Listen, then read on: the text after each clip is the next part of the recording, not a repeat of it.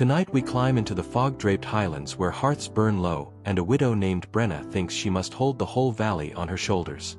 A landslide buried her husband last spring, drought has cracked the peat fields, and every villager brings her troubles because she never turns anyone away.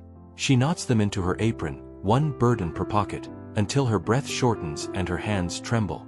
This is a story about those hours when life feels heavy enough to split your ribs. Ignore it, and you may walk past the small sign-tolls that your own spirit is buckling.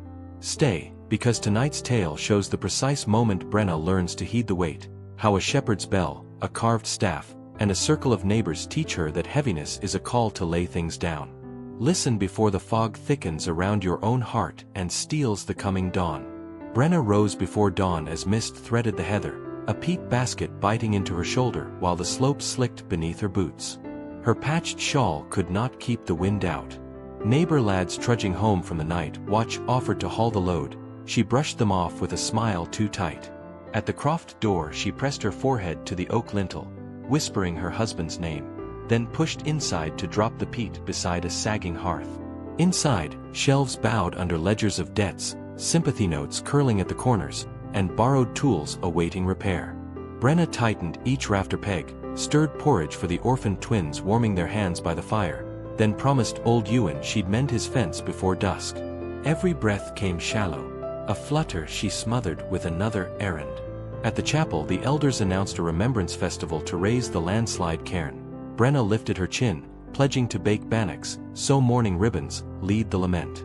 On her walk home she slipped her husband's shepherd bell into her apron pocket, metal cold as riverstones, vowing to ring it at the summit so the valley would know she still stood. Yet heaviness warned her. The youngest cow lay collapsed after she forgot the midday watering, and Father Muir murmured, "When timbers creak, heed them." That evening the blind carver, Ailish, pressed an unfinished staff into Brenna's shaking palm. Later, wind spilled her basket. Brenna let the stones lie, cradled the silent bell, and whispered into the fog. "When did I stop hearing the creaks?" Dawn seeps through the thatch after Brenna's whispered confession. Light catching the bell she sets beside Ailish's unfinished staff on the hearthstone. She draws a stool, opens a ledger, and titles the blank page, "Loads I Cannot Carry Alone," letting the ink dry while her pulse steadies. Fence mending, twins tutoring, festival bread, each task drops into the column like a stone named aloud. She exhales. If it is written, it can be shared. Ledger under her arm, Brenna walks to the byre where frost rims the trough. Finn the shepherd feeds oats to ponies. She does not hide the cow collapsed near the doorway. She lifts the bell and lets it sing once, a clear tone rolling across pasture. Finn turns, reading the signal as easily as weather. Together they dig a grave on the ridge, earth stiff with cold, murmuring a blessing as they lay the animal down. Brenna wipes her brow and asks him to teach the twins their letters for 2 Sabbath loaves. Finn, surprised by the bargain, agrees before dawn thaws the grass. She follows the ledger through the village, knocking on doors she once shouldered alone. Maeve accepts the spinning. Brenna says the ribbons will fall softer from her cradle than from a weary loom.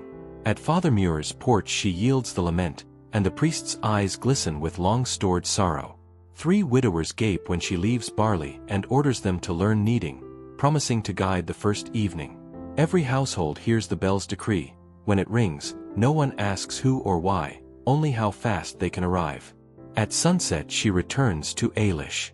Together they sand the staff until the grain gleams, carving 3 grooves along its length: self, kin, village.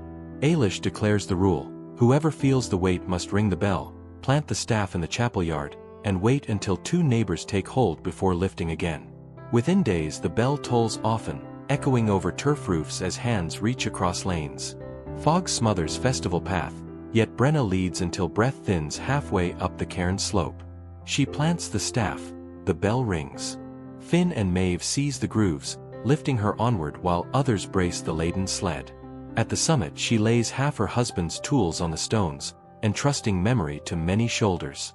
By night the staff stands in the chapel yard, bell hung above. Children practice rings, and Brenna ladles stew to a full table.